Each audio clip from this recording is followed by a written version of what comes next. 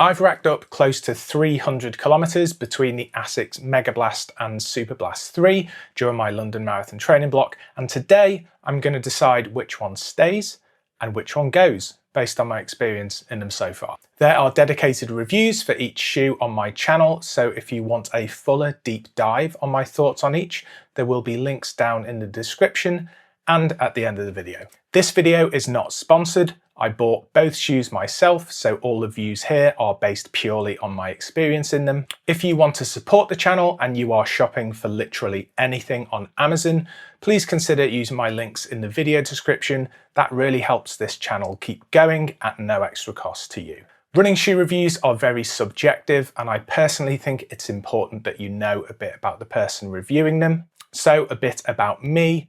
I've been running for 14 years. My current PBs across the 5k, 10k, half marathon and full marathon distances are on screen now.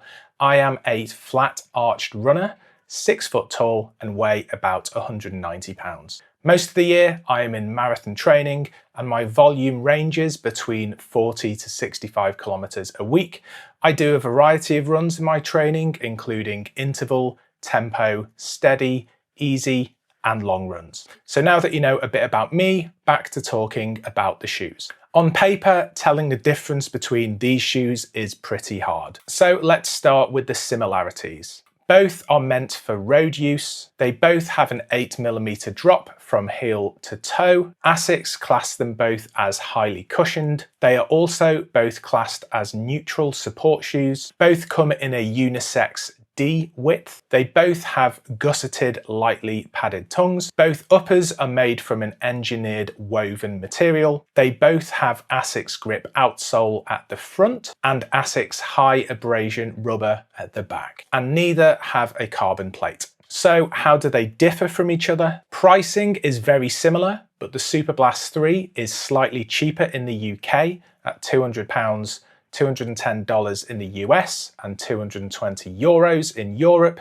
with the Megablast at £210 in the UK, $225 in the US and 240 euros in Europe. Both shoes sizing starts from a men's size UK 2.5, US 3.5, EU 35.5, with the Megablast going up to a UK 13, US 14 and EU 49, whereas the Superblast 3 goes slightly larger up to a UK 14, US 15 and an EU 50.5. As mentioned, both do have an 8mm drop, but the Megablasts have a 1.5mm lower stack height with a 45mm heel stack compared to 46.5mm in the Superblast 3. In the toe, the Megablasts are 37mm with the Superblasts at 38.5mm. With regards to weight, both are very light.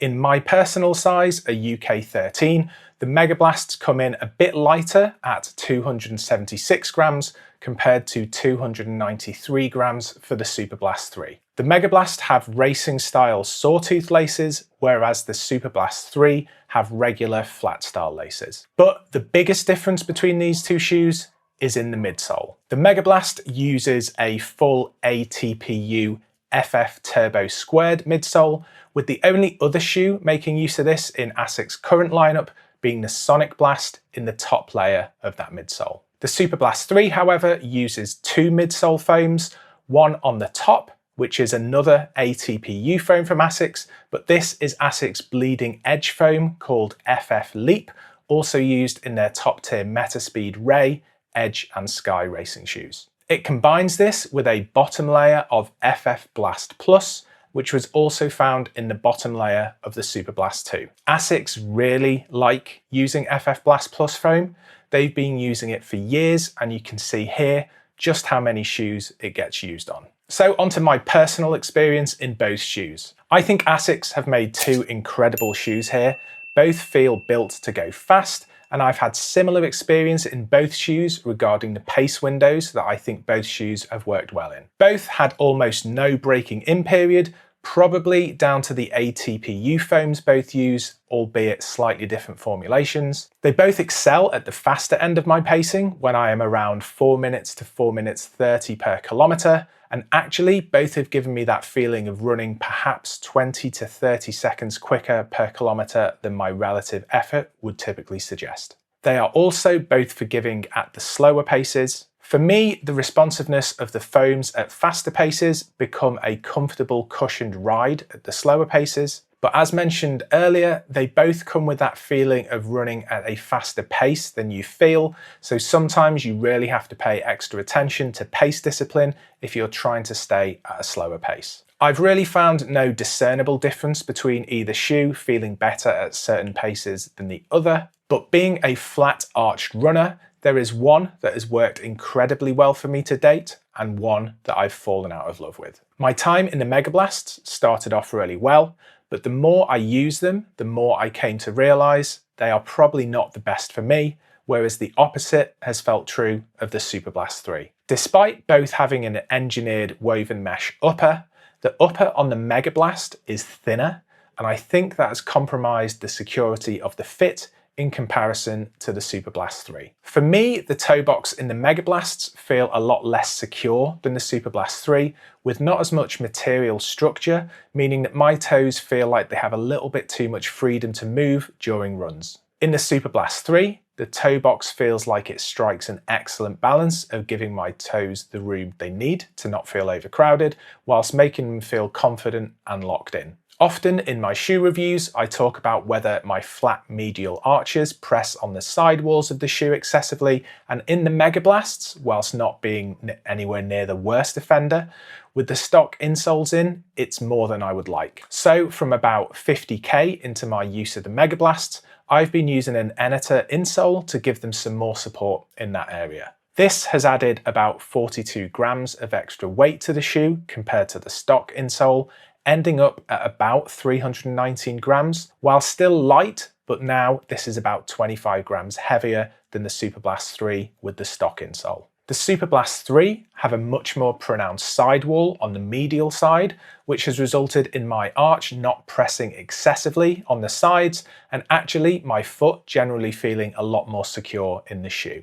I've not felt any need to swap out the stock insoles. The dual density midsole is another thing that I think has brought benefits to me personally on the Superblast 3 over the single density midsole on the Megablast. I overpronate when I run, so as well as having the higher sidewall on the medial side of the Superblast 3, Asics have also raised the height of the more structured FF Blast Plus PIBA foam in this area. It's quite easy to be fooled by the design aesthetic on the midsole of the Superblast 3, but if you look closely, you can see that FF Blast Plus is pretty consistently 1 centimetre thick along the lateral side of the shoe, but on the medial side, around the midfoot, it raises up in a triangular shape to about 3 centimetres in height. This has resulted in less compression in this area and in essence has added some medial stability, at least based on my experience. But strangely, the Asics website suggests that the Superblast 3 is suitable for those with neutral pronation, which I can understand,